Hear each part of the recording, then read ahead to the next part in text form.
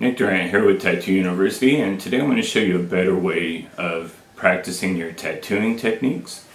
I'm also going to show you where you can get some cheaper practice skins, and on top of that I'm going to show you a better thing that you can do with a banana instead of tattooing on it. So good. It's so good and healthy for you. I can taste the potassium.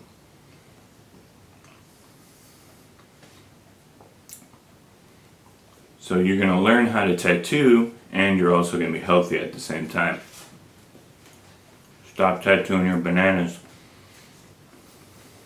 So I'm going to show you how to stop tattooing on your bananas and how to practice better with just a armrest, a roll of cardboard or a magazine, and some of this flexible rubber band that you work out with. With a lot of this fake skin, it is not real skin, and it does not act like real skin. It doesn't even feel like real skin. So the important thing to remember is if you are starting off and you have not tattooed on real skin yet, is that the results you're going to get on practice skin will be different from real skin. So the important thing to do is to practice your technique and practice your setup more. If you tattoo this like this and you're practicing with this, it's flat. And except for someone's back in certain areas, there's really not a flat spot on a person's body like this. It's even somewhat curved. Even if it's a flat surface area like your thigh or someone's back, it still has a curve like this. So practicing tattooing on a flat surface really doesn't make any sense to me. And I'm going to show you a better way of doing this. And beginning tattoo artists also like bananas because they like to practice on them. Just like the practice skin that is rubber, the banana is not like real skin either. Really, there is not a practice skin out there that acts like real skin. Real skin is soft, squishy, you can stretch it, and rubber does not act the same as real skin.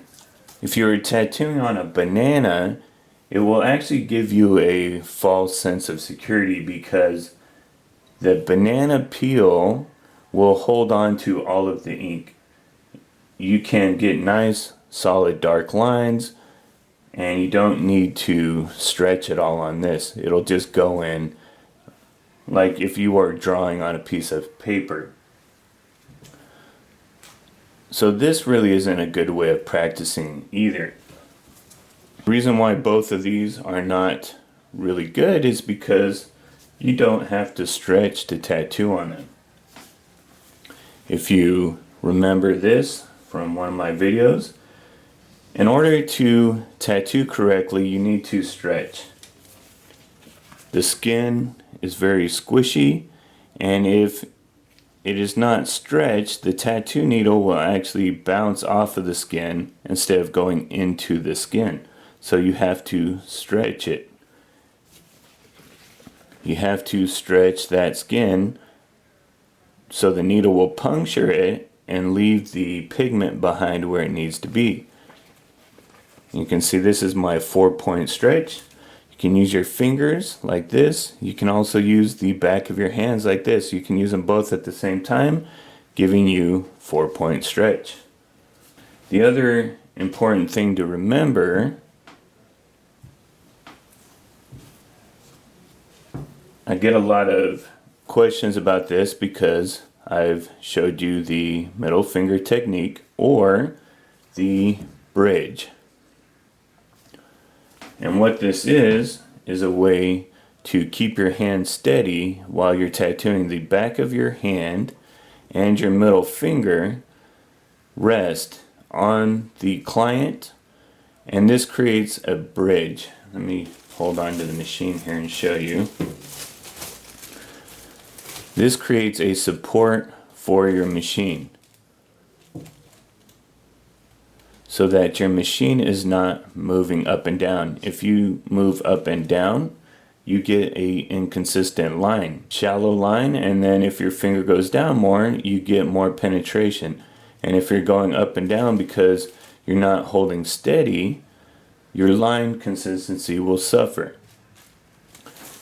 And this is the major downfall of a lot of the beginners out there, is that you are tattooing like this, like a pen, like you're holding a pen. You have no support. You're not bridging and holding that support there. So your machine isn't moving and you're in the air like this, like you are tattooing with a pen or writing. And if you are working on a practice skin, that might work. But if you're working on real skin, that's not going to cut it. So how can we do a practice skin even though it's fake, but still treat it like real skin, so you have to stretch while you tattoo? And the answer to that is you need to get the closest thing possible to what you are tattooing. And they have those pound of flesh things out there where they're fake hands and fake arms, fake legs, fake feet, and you can tattoo on those, and that is better because it gets you closer to the real thing. But the problem is it's going to cost you some money, and a lot of you don't have a lot of money, especially if you're learning how to tattoo right now. So I'm going to show you how you can make an arm and practice tattooing it with just a piece of cardboard and some tape. Here's a piece of cardboard, a flat piece of cardboard. And what we're going to do is just roll this cardboard up like so until we have a fat end and a thinner end. If you want to, you can use your arm and just roll this cardboard up. Roll this cardboard up around your arm until you get that shape. Usually if you just kind of roll this up, manhandle it a little bit, and roll one end tighter than the other end. So you're going to mess with that until you have the shape of an arm.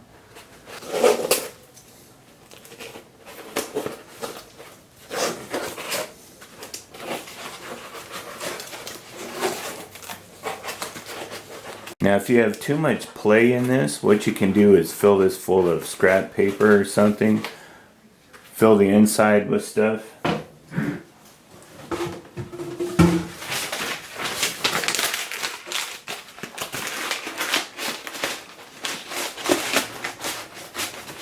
And that'll take some of the play out of it if your cardboard is too flimsy.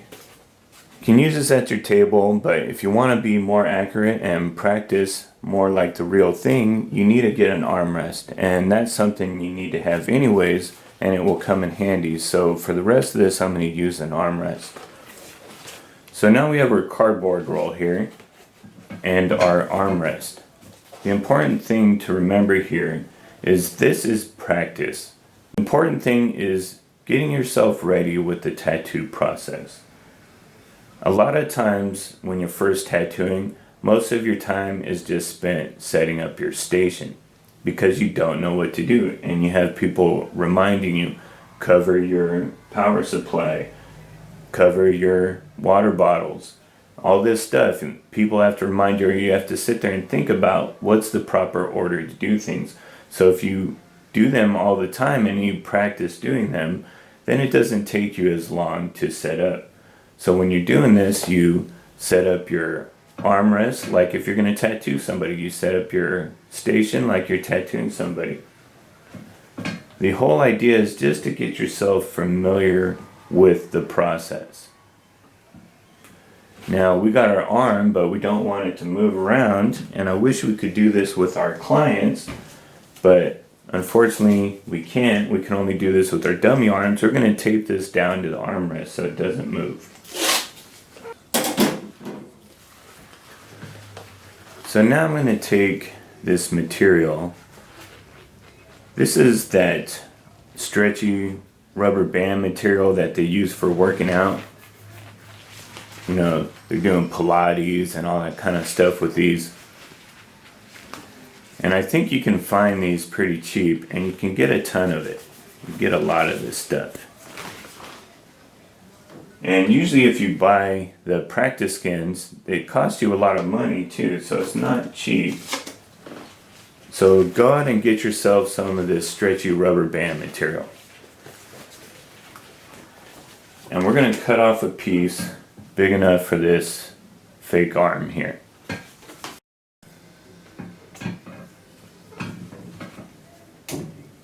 Okay, now don't cheat. Don't pull this really super tight and then tape it down. You want to leave it a little loose so it acts like someone's skin on their forearm. Now, certain areas are easier to tattoo, especially for beginners, because they're just naturally tighter. And certain people are easier to tattoo also because if you have someone who works out all the time, they have a nice tight area right here, you know, the skin's not going to move around as much, you can get away with not stretching as good, and it's still going to do a decent job. But you want to learn how to stretch properly. So for the beginners, places like your forearms and your thighs and calves are the good places to practice on because they're tighter already. Once you start improving and you still need to practice, you can use your thighs, like where it's a little fattier, and once you know what you're doing, actually try to tattoo on someone's stomach, because your forearms would be nice and tight like this. Someone's stomach, depending on the person, could be like this. And let's say they have a six-pack and they work out all the time. So we're going to put this on here, but we're going to leave it a little loose and tape it down. So we are treating this dummy arm the same way we would treat a real arm if this was a client. So I'm not just going to go to town on this thing. I want to make sure it's cleaned first, shaved, that there's no hair in the area. You're going through the process here. So the more you practice doing things correctly, the more you make that into a habit. And so we're going to clean the area. We're going to shave it just like if this was real skin.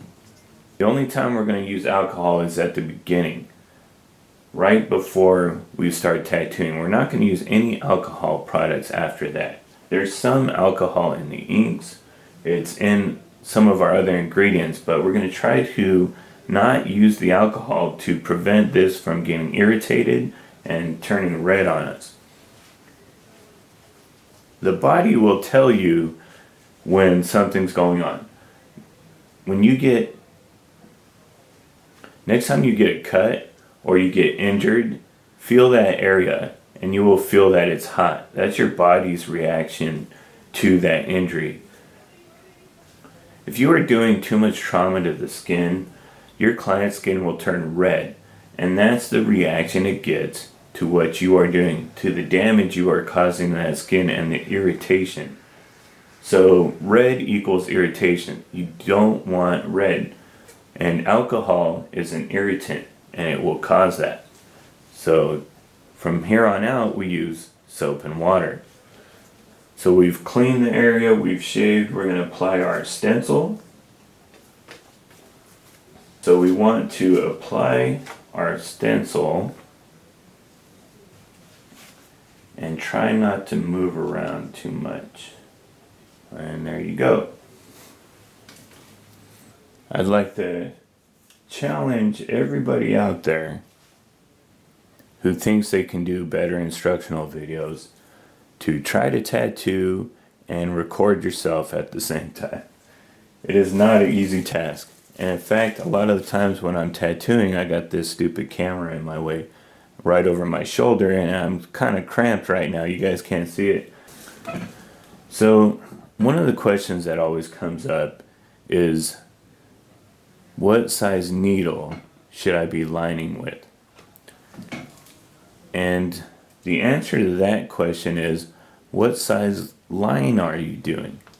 Pick the needle that fits the size of the work you are doing. But if you are a beginner, try starting off with 7s and 9s, 13s.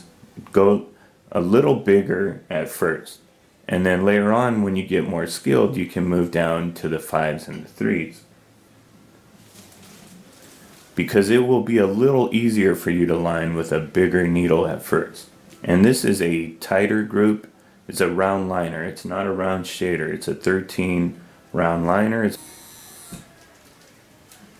Alright, we are tattooing this just like we would tattoo a person. Okay, so I have my blue rag here, or whatever rag you're using. So I have my rag here with a little soap and water.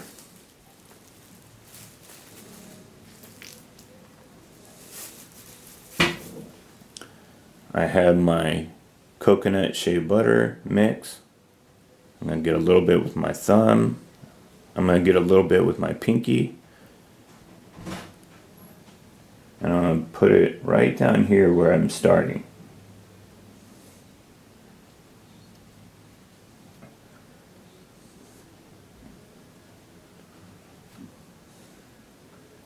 And this is plastic, so it can take a lot more. Usually I don't use that much. I just use a little bit. But this is really dry, so it's taking a lot more ointment. Got my 13 round liner. Gonna dip in my cup and then run it a little bit and then start my line. Now I'm gonna use the back of my hands and I'm gonna stretch this direction while I'm tattooing. And I'm also going to use my hand and my finger to support the machine. That way I don't go up and down. So I'm stretching and supporting. Here's my bridge. Before I run this line, I don't want to be out here where it's going to be all shaky. I want nice even depth. I'm going to be in here. It's going to be hard for you to see because usually I go like this. Maybe if I change the angle. But keep my bridge, my finger, and I'm going to run this line right here.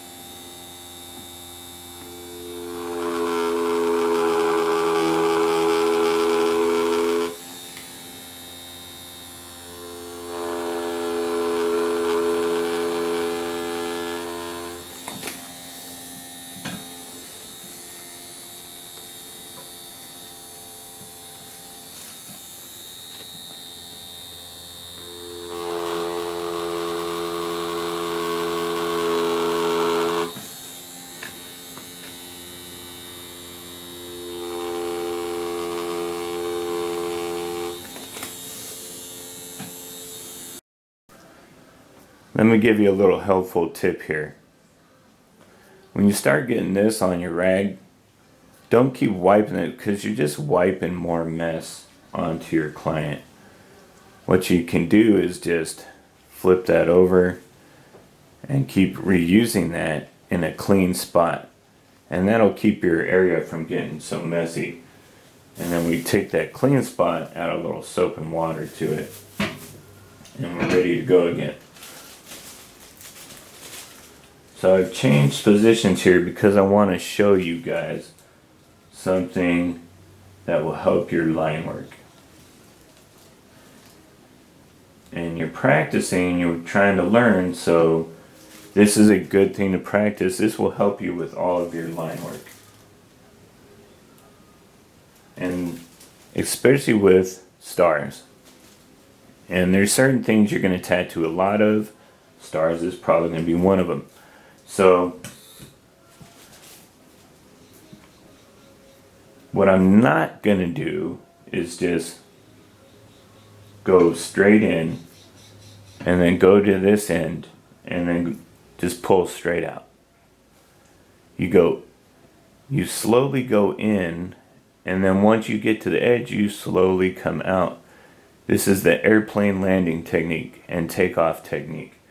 The airplane lands, it goes across the runway, and it takes off again.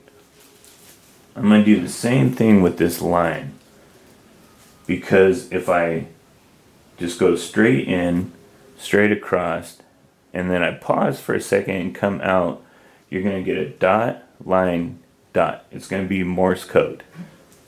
We don't want dot, line, dot. We want nice little points on the end of our star here. So we're going to do the airplane technique. Land the airplane, come in, land the airplane, take off again. And you can see, here's my hand. Look at the skin. Stretch it this way. You can see it being pulled. The other palm of my hand, stretching this direction. And I'm bridging. Notice the bridge to keep the tattoo machine from going up and down. I hold the bridge and then I just slide my hand down the direction that I'm going for the line.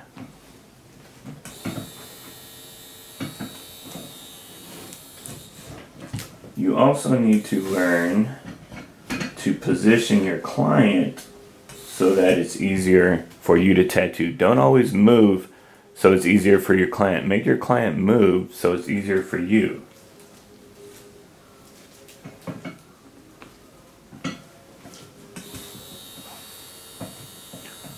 I'm going to switch to the finger technique just so you can see what I'm doing here.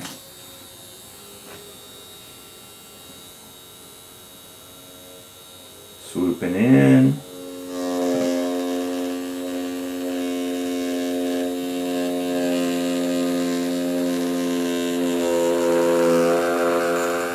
Swooping out.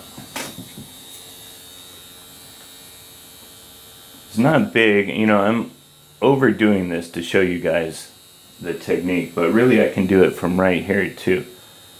Swoop into the line, follow the line,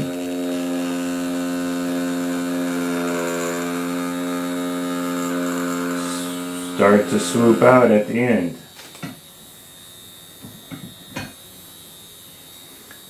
And that gives you nice crispy points instead of blobby points at the end of your stars.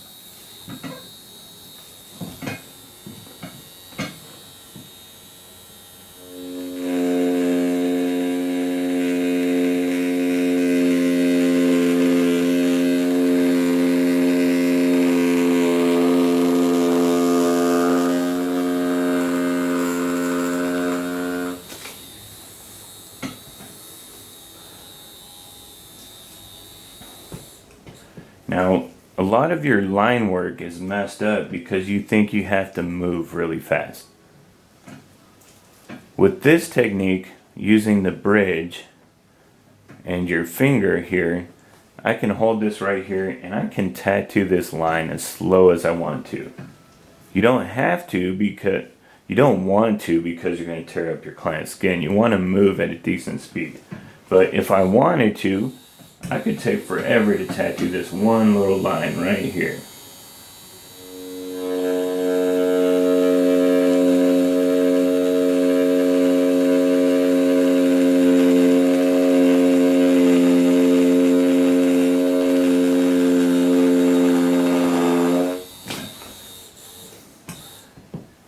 And if I had a really long line, I'm not going to rush it because then you're going to make mistakes. I'm just going to take my time. Look, I'm going to run this whole line from here to here. Before I run it, put a little ointment I'm gonna stretch, take my time, run this whole line straight as an arrow.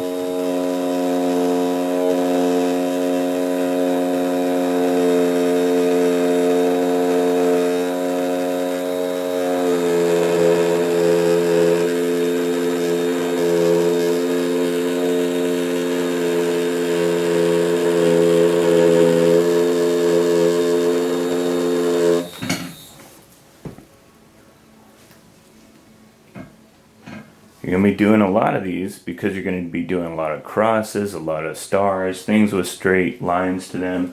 And if you speed it up, it's going to go crooked on you. But if you take your time and do the techniques, you'll get a nice straight line every time. People worrying about stars because stars should be symmetrical. And if you look at a star that's messed up, it's very obvious. So another thing I don't do with stars is I don't freehand stars. I'm not that great at freehanding stars. I trace them to make sure they're symmetrical, because if they're not, people are going to notice that real fast. And this way, if you're not getting a solid line, you can just slow your hand speed down just a little bit and get a nice solid line. This is how you can, if you're using a shader, you can also line with it. Just slow down, take your time on it. Pack in that ink.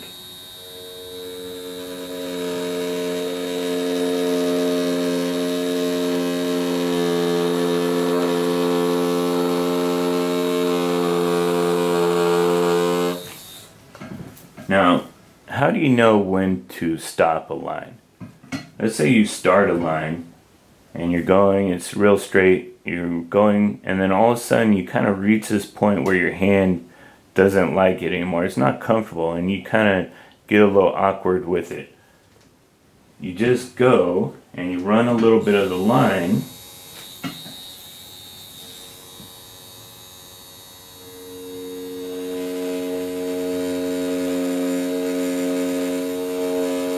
And you stop.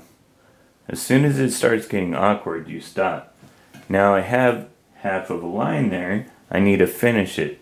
So what I want to do is my airplane technique back into the original line. I want to go up here. I don't want to go where it stopped. I want to go actually where I've already finished the line. I'm going to start up here and then just continue the line.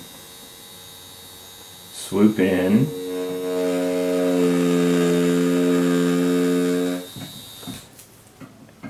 And I'm going to finish the line that way. Now, if you're not happy with that line, or you have, it's a little crooked, you can just thicken the line up a little bit, and that's going to work out that crooked line for you. Just run a line right next to that line.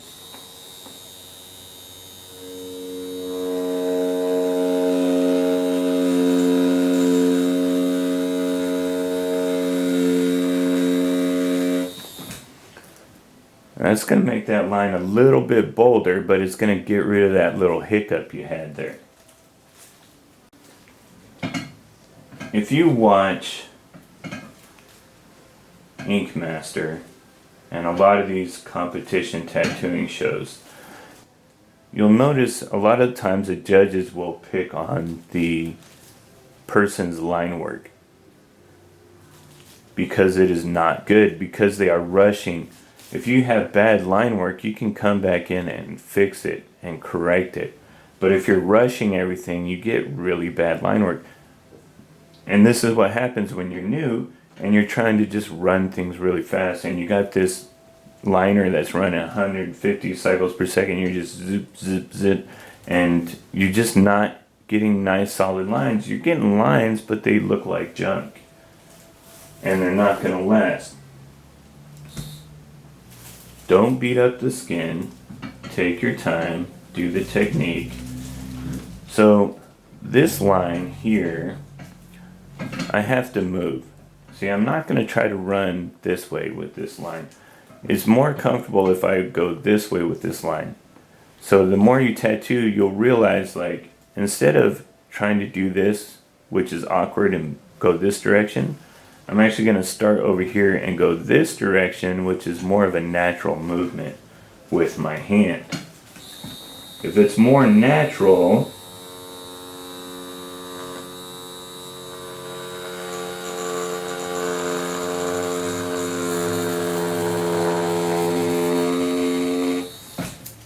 natural, you're going to get a better result. It just feels more comfortable.